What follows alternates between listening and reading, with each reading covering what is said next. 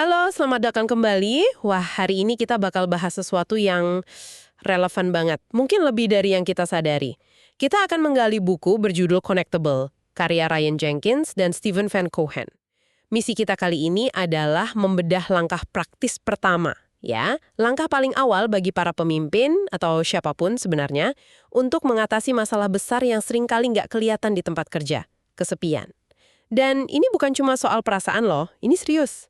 Coba bayangin ya, di buku ini disebutin pemerintah Inggris itu sampai punya menteri kesepian. Dan kerugian produktivitas di sana karena kesepian diperkirakan mencapai 2,5 miliar pound sterling setiap tahun. Skalanya besar sekali. Besar sekali. Dan seringkali tidak terlihat. Nah, itu intinya. Buku ini menawarkan semacam kerangka kerja yang mereka sebut kerangka kerja mengurangi kesepian atau Less Loneliness Framework. Tentu kita nggak akan bahas semuanya hari ini, tapi kita mau fokus ke fondasinya. Langkah pertama yang paling krusial dari bab 7, yaitu melihat kesepian. Kedengarannya simpel ya, tapi idenya dalam sekali. Kita nggak bisa memperbaiki masalah yang bahkan nggak kita akui keberadaannya. Jadi semuanya dimulai dari melihat. Oke, jadi langkah pertamanya adalah membuka mata. Mari kita mulai dari gambaran besarnya. Buku ini berpendapat kalau kita sebenarnya ada di titik balik yang menarik nih. Stigma seputar kesepian yang dulu dianggap kayak aib atau kelemahan pribadi, itu katanya mulai terkikis. Ada satu contoh modern yang mereka angkat yaitu lagunya Justin Bieber, Lonely. Lagu itu jadi hit global. Jutaan orang dengar dan merasa terwakili gitu. Rasanya ini sinyal yang kuat banget ya, bahwa orang-orang sebenarnya sudah haus untuk membicarakan ini. Anda menyentuh poin yang sangat penting.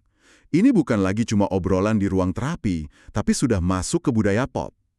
Pergeseran ini nunjukin perubahan cara pandang, dari melihat kesepian sebagai kegagalan individu menjadi isu kesehatan masyarakat. Isu sistemik. Di buku ini ada kutipan yang sangat kuat dari mantan US Surgeon General Vivek Murthy. Beliau bilang, selama prakteknya, patologi paling umum yang ia temui itu bukan penyakit jantung atau diabetes, tapi kesepian. Tunggu. Lebih umum dari penyakit jantung. Itu pernyataan yang berat sekali. Rasanya hampir sulit dipercaya. Artinya apa itu secara praktis buat sebuah perusahaan? Kalau ini penyakit paling umum, berarti hampir pasti ada pasiennya di setiap tim kerja kan? Tepat. Implikasinya, kalau Anda seorang pemimpin dan Anda nggak mikirin soal koneksi sosial di tim, Anda pada dasarnya mengabaikan salah satu faktor kesehatan dan produktivitas terbesar.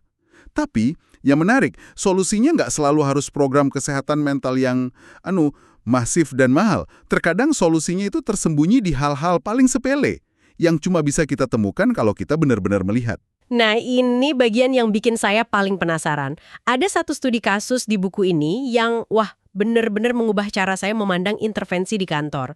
Cerita tentang Alex Pentland, seorang profesor MIT yang riset di sebuah call center. Di sana itu produktivitasnya mandek, semangat kerja rendah, timnya terpecah-pecah gitu. Dan apa yang dia lakukan? Dia nggak bikin seminar motivasi atau outbound yang mahal. Sama sekali nggak. Dia cuma mengamati.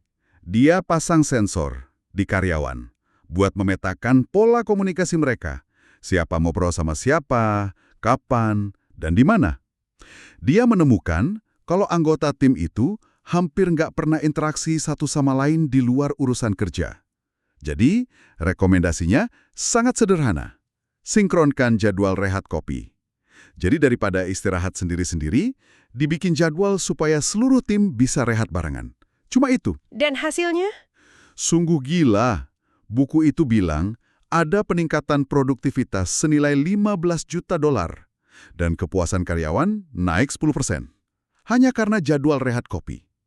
Ini bikin saya mikir, berapa banyak ya solusi jutaan dolar lain yang sebenarnya tersembunyi di rutinitas harian yang kita anggap remeh? Pertanyaan yang bagus sekali. Dan itu nyambung lagi ke ide inti melihat kesepian. Pat Lintle nggak datang bawa solusi, dia datang dengan kemampuan untuk melihat masalah yang sesungguhnya, kurangnya interaksi informal. Jadi pesan buat Anda yang mendengarkan itu jelas. Sebelum mikirin program team building yang rumit, coba lihat dulu deh, di mana orang-orang di tim Anda berinteraksi, di mana mereka nggak berinteraksi. Jangan-jangan struktur kerja kita secara nggak sengaja justru menciptakan isolasi. Kadang, perubahan terkecil di rutinitas bisa membuka bendungan koneksi. Oke, jadi kita sepakat ya, melihat masalah ini di level makro itu penting. Tapi setelah itu, buku ini mengarahkan kita ke tempat yang mungkin sedikit nggak nyaman, melihat ke dalam diri sendiri. Mereka membuat perbedaan yang menurut saya krusial banget antara kesepian dan kesendirian. Bisa tolong diuraikan bedanya? Tentu, ini inti dari bagian kedua. Kesepian itu perasaan negatif ya, kekurangan koneksi yang nggak kita inginkan, yang sifatnya menguras energi. Anda bisa merasa kesepian di tengah keramaian. Sebaliknya, kesendirian atau solitude itu pilihan yang disengaja untuk menyendiri. Waktu yang kita ambil buat refleksi, mikir mendalam, atau sekedar recharge. Sifatnya memulihkan, bukan mengulas. Buku ini bahkan menyebut kesendirian yang sehat itu kayak asuransi terhadap dampak buruk kesepian. Saya rasa banyak orang, termasuk saya, kadang merasa bersalah kalau butuh waktu sendiri. Seolah-olah itu tindakan egois atau antisosial gitu kan. Apalagi di budaya kerja yang terus mendorong kolaborasi. Tapi buku ini kayaknya membalik pandangan itu ya. Tepat sekali. Buku ini mengingatkan kita pada tokoh-tokoh kayak Albert Einstein atau Pablo Picasso yang menganggap waktu menyendiri itu syarat mutlak buat kreativitas dan pemikiran orisinil. Bagi Anda sebagai profesional, ini bukan soal mengisolasi diri, ini soal strategi. Anda ambil waktu sendiri secara sadar supaya pas kembali ke tim, Anda bisa lebih fokus, lebih kreatif, dan lebih hadir secara emosional. Ini kayak pit stop untuk isi bahan bakar mental. Ada satu anekdot personal dari salah satu penulisnya, Ryan, yang menurut saya ngebantu banget buat paham konsep ini. Dia menggambarkan dirinya sebagai seorang introvert yang pro kesendirian, bukan antisosial. Kunci bedanya, kata dia, adalah niat. Bisa dijelaskan lebih lanjut? Iya, dia menjelaskan kalau dia ambil waktu sendiri itu bukan karena dia lari dari interaksi, tapi dia punya tujuan yang jelas. Mungkin dia perlu mencahin masalah yang rumit, atau merancang strategi, atau sekedar memproses informasi dari rapat yang padat. Niat atau intensi itulah yang mengubah potensi kesepian jadi kesendirian yang produktif. Tanpa niat, waktu sendiri bisa terasa hampa. Dengan niat, itu jadi alat kerja yang sangat kuat. Menjadwalkan waktu untuk menyendiri ini kedengarannya radikal banget di tengah budaya kerja modern yang penuh rapat Zoom dan notifikasi nonstop. Gimana caranya seseorang bisa mempraktekannya tanpa dianggap nggak kooperatif atau bukan pemain tim? Ini tantangan nyata, dan buku ini menyarankannya secara bertahap. Pertama, lakukan penilaian diri. Kenali apa pemicu rasa kesepian Anda dan kapan Anda paling butuh waktu buat recharge. Kedua, mulai dari yang kecil. Mungkin blok 30 menit di kalender Anda, kasih label waktu fokus, dan matiin semua notifikasi. Komunikasikan ke tim, saya lagi kerjain tugas yang butuh konsentrasi penuh, nanti saya respon setelah jam sekian. Ini kan bukan penolakan ya, tapi pengelolaan ekspektasi. Kuncinya adalah membangun hubungan yang sehat dengan kesendirian untuk diri sendiri dulu, sebelum kita bisa bantu orang lain. Masuk akal. Karena kalau kita sendiri nggak nyaman dengan hening, kita mungkin bakal salah mengartikan kebutuhan orang lain akan hal yang sama. Nah, ini membawa kita ke langkah berikutnya. Setelah melihat gambaran besar dan melihat ke dalam diri, gimana kita mulai melihat keluar? Ke tim kita. Apa saja tanda-tanda yang perlu kita perhatikan? Jukin seseorang merasa terisolasi. Misalnya, rekan kerja yang biasanya vokal banget tiba-tiba jadi pendiam sekali di rapat. Atau seseorang yang biasanya rapi mulai kelihatan kurang memperhatikan penampilan. Bisa juga muncul sikap apatis atau sinis. Dan yang paling gampang diukur, tentu saja penurunan kualitas atau kuantitas kerja. Tunggu dulu. Jadi lebih pendiam, kinerja menurun, tampak nggak semangat. Bukankah itu bisa jadi gejala dari banyak hal lain? Bisa jadi mereka burn out, punya masalah keluarga, atau nggak setuju sama arah proyek. Gimana seorang manajer bisa membedakannya dan nggak langsung loncat ke kesimpulan, oh dia pasti kesepian. Rasanya ini area yang abu-abu banget.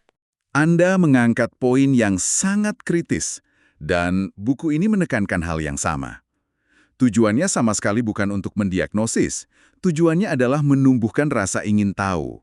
Alih-alih menyimpulkan, kita seharusnya bertanya. Perubahan perilaku ini sinyal bahwa sesuatu sedang terjadi. Tugas kita bukan memberi label, tapi membuka pintu untuk percakapan. Mungkin bisa dimulai dengan, saya perhatiin kamu sedikit lebih diam akhir-akhir ini, semuanya baik-baik saja. Ini undangan, bukan tuduhan. Jadi ini lebih tentang memperhatikan perubahan dari baseline normal seseorang ya? Tepat, dan penting untuk diingat kalau kesepian itu spektrum yang sangat subjektif. Buku ini mengutip studi menarik dari UC San Diego yang menemukan kalau ada komponen genetik pada perasaan kesepian, sekitar 14–27% populasi. Artinya, 2 orang bisa ada di pesta yang sama, dikelilingi jumlah orang yang sama, dan yang satu merasa sangat terhubung, sementara yang lain merasa sangat terisolasi. Ini bukan berarti ada yang salah ya, ini cuma menunjukkan betapa kompleks dan personalnya pengalaman ini. Ini membuat tugas seorang pemimpin jadi makin rumit ya, karena mustahil menciptakan lingkungan satu ukuran untuk semua yang bisa menjamin nggak ada yang merasa kesepian. Jadi, kalau kita nggak bisa nebak-nebak, gimana caranya kita bisa dapat gambaran yang lebih akurat tentang kesehatan koneksi di tim kita?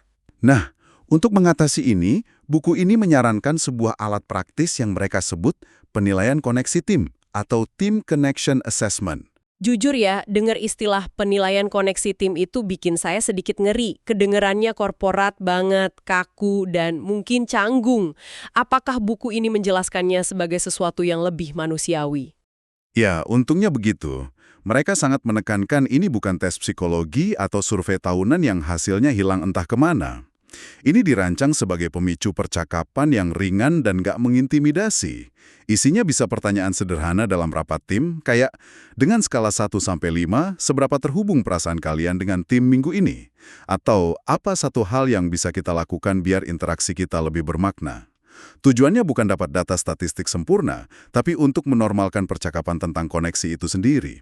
Ini cara beralih dari asumsi, kayaknya tim saya baik-baik saja, ke kesadaran kolektif. Oke, ternyata beberapa dari kita merasa agak jauh, yuk kita obrolin. Kalau saya rangkum dari bab 7 buku Connectable ini, langkah pertama yang fundamental itu sebenarnya adalah tindakan sederhana tapi kuat.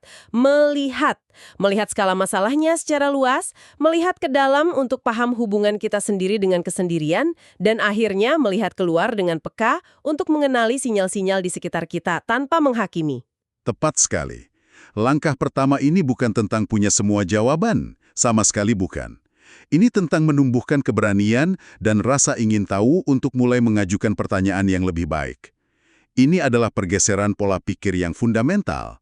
Dari menganggap kesepian sebagai masalah pribadi yang tabu, menjadi mengakuinya sebagai realitas di tempat kerja yang bisa dan harus kita kelola bersama-sama, dengan empati. Sebagai penutup, ada satu hal untuk Anda renungkan. Diskusi kita hari ini menarik garis yang sangat jelas antara kesepian yang menguras dan kesendirian yang justru memulihkan. Di mana kesendirian yang direncanakan bisa jadi alat strategis yang sangat kuat. Jadi pertanyaan untuk Anda bukan hanya gimana cara saya membuat tim saya nggak kesepian, mungkin pertanyaan yang lebih dalam adalah bagaimana saya bisa secara aktif menciptakan ruang baik untuk diri saya sendiri maupun untuk tim saya demi kesendirian yang produktif. Seperti apa ya rasanya jika kita sengaja merancang momen-momen hening dan fokus di tengah hari kerja yang sibuk, bukan sebagai tanda kurangnya koneksi, tetapi justru sebagai fondasi untuk memperkuatnya.